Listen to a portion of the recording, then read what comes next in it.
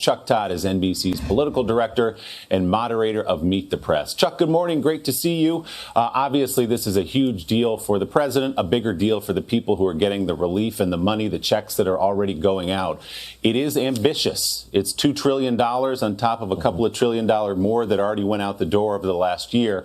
And the Biden administration already is talking about a massive infrastructure project, which could add a couple of trillion more dollars. So what does it look like from here in terms of getting legislation through that costs so much?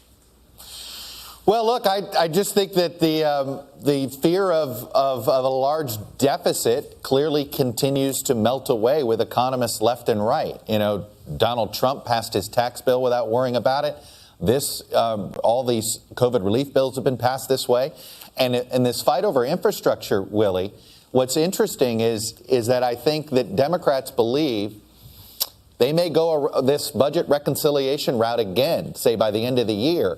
So while there is some talk of, well, maybe you try toll roads or some new way of raising money on a new tax on cars that's outside of a gas tax, since we may not be using gas in 15 years, I think that frankly, I've talked to some Democrats who say, hey, interest rates are low, just keep borrowing. I think we're more likely to do more deficit spending for infrastructure than we are to pay for it.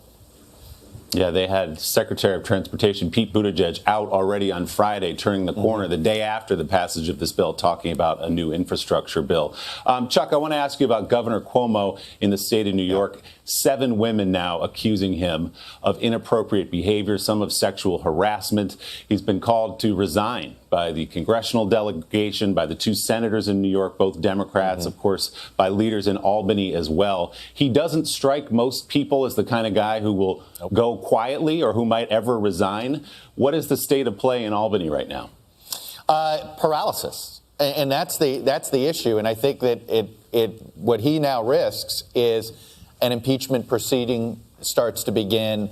You see that. I think there was some thought that maybe Senator Schumer and Gillibrand adding their voices to resignation would ratchet up the pressure, and that maybe Governor Cuomo would start to see the writing on the wall. I can't believe he's going to make President Biden do this. I think there are a bunch of New York Democrats sitting there going, are you going to have to make the president and the vice president weigh in here too before you go? I still expect, Willie, that he's going to try to bargain his way out of this, and at some point try to say, I won't run for re-election, to see if that can at least allow him to finish his term. That's the last card he can play. I just don't know if it's an effective card. Either way, an extraordinary fall for Governor Cuomo. Chuck, thanks so much. We will look for much more this morning on Meet the Press when Chuck is joined by Dr. Anthony Fauci.